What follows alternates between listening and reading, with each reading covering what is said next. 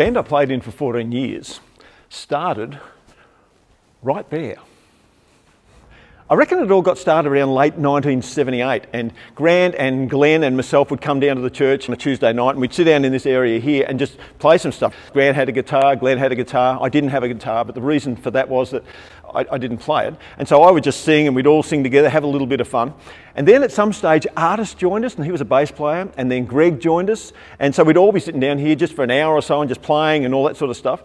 And then we had a friend called Linda, and Linda had to go and teach up in the country. And she said she was a little bit lonely. So what we would do on a Tuesday night is we'd sit down here, and then we'd get a cassette player, and we'd press record on it, and then just for an hour it would run, we would sing, we would joke, we'd do all sorts of silly stuff, and then we'd send it up to Linda. Not via a link, because there was no links. You physically had to get the cassette, put it in an envelope, and send it up the country. Anyway, one night we're down the front here, and we're just playing around, having a good time, recording some stuff for Linda. And a guy walks through this door, and he stands looking at us and listening. Then he comes down and says, "Hi, my name's Keith Ludgate, I'm from Ringwood Church of Christ. We've got a concert going on at Ringwood High School in a couple of weeks' time. Would you guys like to play?" And we all looked at each other and laughed. "Oh, we're actually not a proper band. We don't even know one song properly." But he convinced us that we could go and do that. So we started learning this one song called "I've Been Talking to You." I've been talking to you, but you never read. And then Glenn came to one of the practices and said, "Oh, by the way, we're called Joint Heirs because we better have a name." On the night, we were about the third or fourth band, and I didn't have a keyboard or a piano because I just didn't have one. So I had to hold the microphone and sing, and I was really, really uncomfortable in that position. Anyway, I start to sing, and the audience starts to smile, and then they're pointing, and then they're laughing sort of thing too. And then a hand comes out from behind the curtain and turns my microphone on. And I realised what's going on, so I start to laugh, everybody else starts to laugh, and I said, "Oh, should we start again?" And they all said, "Yeah." So we played it again, and from there, we got booked in another place, and then somebody else wanted to do something, and away we went. So we start playing some of these gigs around town, and it must be going okay because nobody stops us from playing.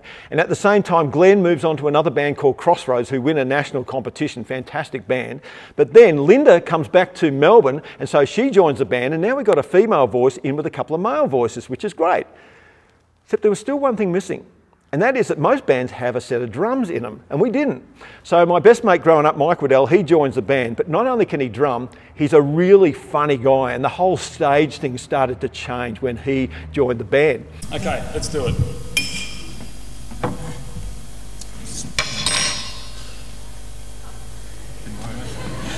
Oh, that was it. Oh.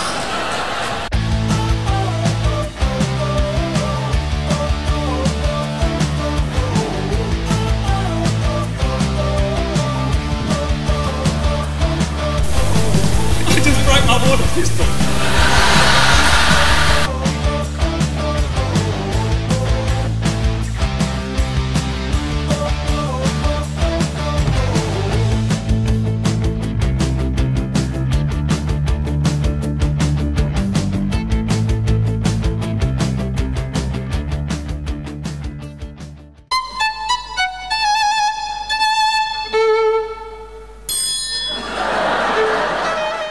Then Linda left, and then we brought on Debbie and Kathy, and then Debbie left, and we were left with Kathy only as a female singer.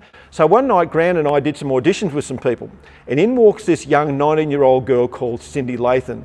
She could sing, and she was a lot of fun.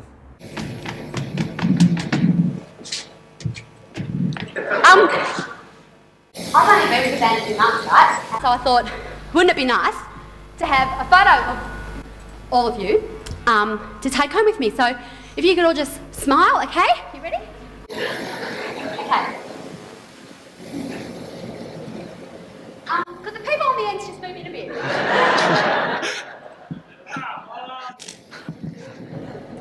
Righto, this is it.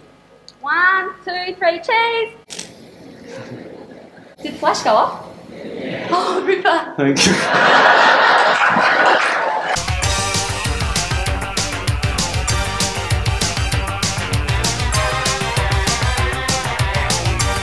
Anybody got a Bible out there I can just borrow? Oh, thanks, mate. No, just one. Okay, thanks for that. Thank you. Bible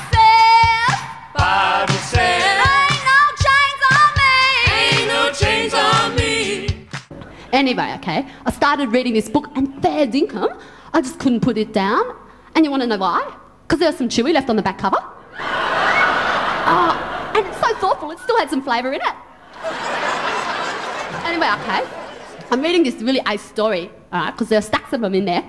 And there's this one really, really ace one about these two guys. One's called David, and he's this real little weed of a kid, but he loves God a lot. And he works for the Israelites. And like, there's Goliath, this really big guy, who reckons he's really tough. And guess why? It's because he is. And you know, and he just you know, he works for the Philistines, okay. David, okay, the little guy, decides to fight Goliath, the real big guy, but he's in real trouble because his mum has just washed his sling and he can't do a fling with it. But anyway, it didn't matter because David hits Goliath right between the eyes and Goliath is like really surprised, and it's probably because such a thing has never entered his head before. Greg came to interview for the position of the bass player, and Mike was looking at Greg and Greg was looking at Mike, and they're going, "Where do I know you from?" And they could not work it out. Then right near the end of the interview, Mike goes, "Oh, got it. I was up in Mildura with my wife and we'd been visiting a cannery and somehow got locked and we had to climb over the fence. It was about 42 degrees and we saw an ice cream van in the distance. So I ran after it just as it was driving off, but that van driver stopped and sold us an ice cream. And that was you." And Greg said, "I remember that." So that was just a weird thing. And 2 years later, of course, he was the bass player with the band.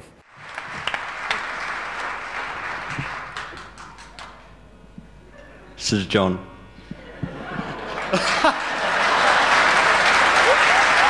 Yeah.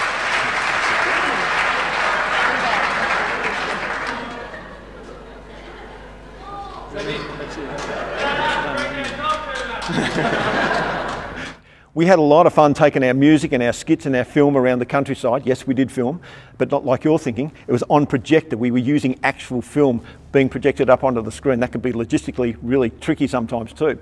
And when Rob Ferguson joined us, we finally had a lead guitarist too, and he really added to the band. He was a great guy to be working alongside.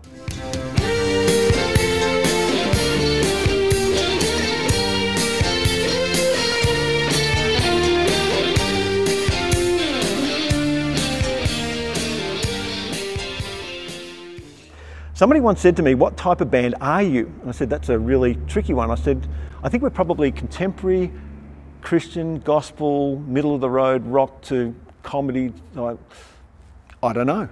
And he said to me, "Doesn't really matter. I love coming to watch you guys because I never know where to look." And I thought, oh, you're actually right. We did weird stuff on stage. We had a guy coming out, in fact that was me, coming out of a trampoline in one of the songs called Bounce Back. We had ping pong balls falling out of the sky. We played at Robert Blackwood Hall and there was this big pipe organ halfway up the wall, and so Mike got in that in a Dracula outfit and then fell behind the backstage onto a crash mat with talcum powder coming out all over the place. We had pogo sticks on stage. We had all sorts of weird things. We even had a mini miner as part of the lighting in our last concert. It was a lot of fun. Mike Waddell, come on down! Mike Waddell, come on down!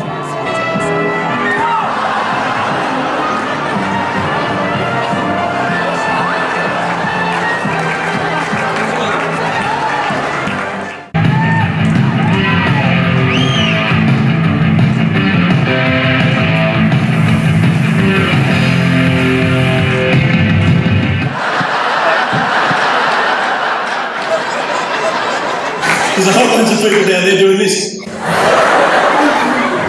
thought it was all over. Find out if the women would have said like this.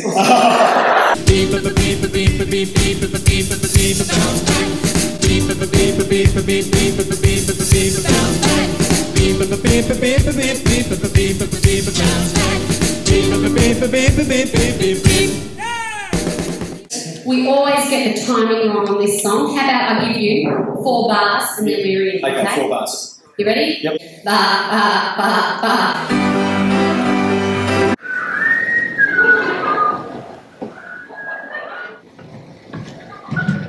You're going down here to the beach. Yeah, and I was sitting about over there, and you see the competition was really hot Yeah, and we were really pumping, and it was tubing and all those other words. Anyway, wetsuits made out of camel's hair, shooting the curl and hanging five, out there trying to stay alive. Ha ha ha ha, staying alive, staying alive. That saved a wretch like Michael.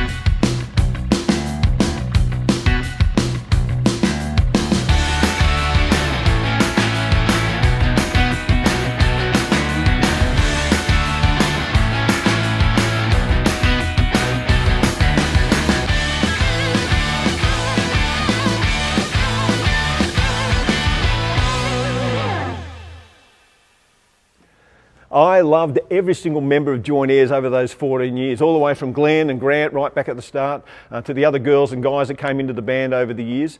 We got to about that 14-year mark and we suddenly realised that the writing was on the wall. It had been really, really good. We wanted to finish it well. The kids were all growing up. Rob was about to go into the ministry. So we did one last wackiest of all time concert at Yarra Valley Grammar School, and we had the best fun. And it was just a great way to finish it all off. But for me, the thing that I think I'll remember from that concert was that all of our children, the next generation, all lined up at the start to announce that this was the final concert for Joint Heirs. Except for Samuel, because he was backstage scared spitless of all the smoke machines. He wouldn't go out there.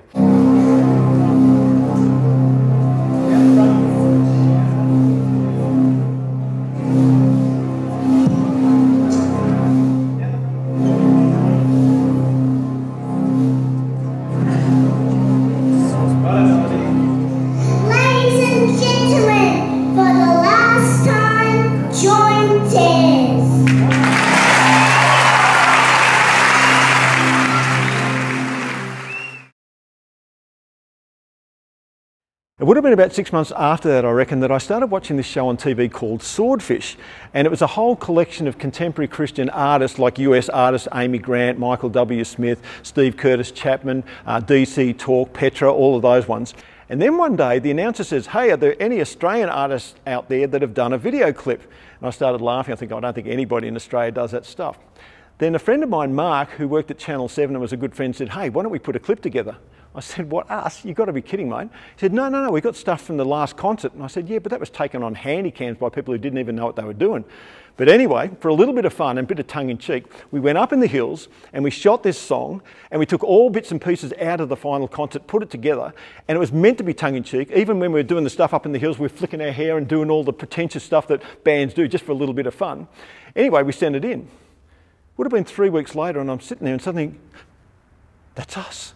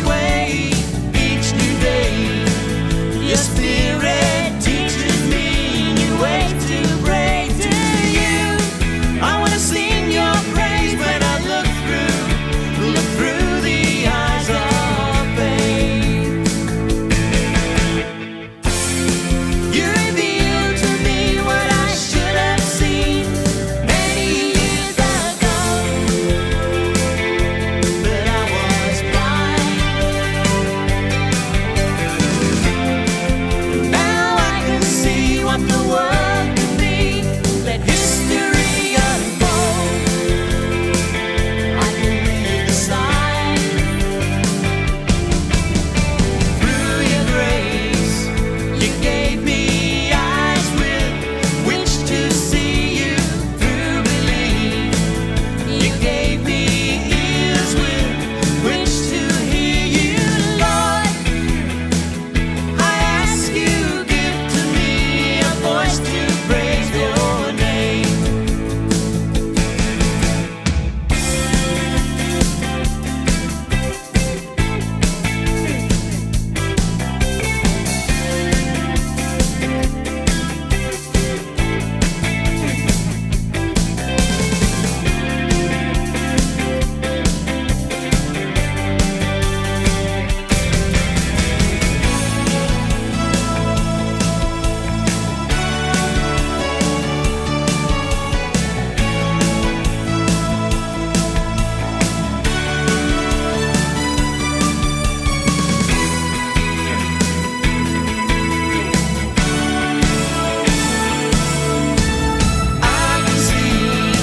I can see your glory all around me. I can't believe the wonder of your handiwork. I see, Lord, I want to sing your praise when I look through the eyes. I can see your glory all around me. I can't believe the wonder of your handiwork. I see, Lord, I want to sing your praise when I look through the eyes, through the eyes.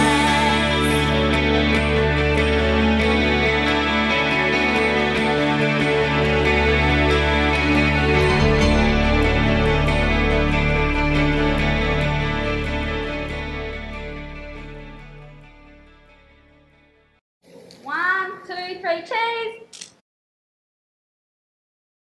Did the flash go off? Oh, Ripper. Thank you. At the end of the last concert, Kobe came running across to me because the kids knew they were allowed to come up onto the stage after concerts, and they did that nearly every time we played. And I went across to the microphone just to say thank you to people for coming, because we knew a lot of people had travelled miles just to get to that final concert. And then the band went down into the audience and we were chatting to people. Kobe would not let go of my neck. And there were people there who we hadn't seen for years, and others who had followed us almost since the year dot. But I remember having a moment, a very poignant moment, when I suddenly realised that it was done and I wouldn't be doing this again. And it was sad, but it was also wonderful too. I've always been so thankful to God for those 14 years.